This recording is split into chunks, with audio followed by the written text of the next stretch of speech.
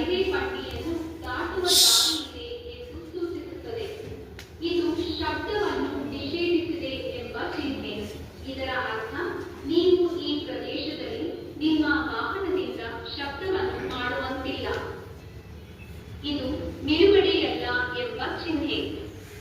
ಇದು ನೀವು ಈ ಸ್ಥಳದಲ್ಲಿ ವಾಹನವನ್ನು ನಿಲ್ಲಿಸಬಾರದು ಎಂದು ತಿಳಿಸುತ್ತದೆ. ಈ ಚಿಹ್ನೆಯು ವೇಗ ಮಿತಿಯ ಚಿಹ್ನೆ. ಇದು ಕಾನೂನಿನ ಪ್ರಕಾರ ನಿಮ್ಮ ವಾಹನವನ್ನು ಸೂಚಿತ ವೇಗಕ್ಕಿಂತ ಅಧಿಕ ವೇಗದಲ್ಲಿ ಚಲಿಸುವಂತಿಲ್ಲ ಎಂದು ಸೂಚಿಸುತ್ತದೆ. ಇಲ್ಲಿ ನೀಡಿರುವ ಚಿಹ್ನೆಯು ಇದು ಯು ಸುತ್ತನ್ನು ನಿಷೇಧಿಸುವ ಚಿಹ್ನೆ. ಇದು ವಾಹನಗಳು ಇಲ್ಲಿಂದ ಯು ಸುತ್ತನ್ನು ತೆಗೆದುಕೊಳ್ಳುವಂತಿಲ್ಲ ಎಂಬುದನ್ನು ಸೂಚಿಸುತ್ತದೆ.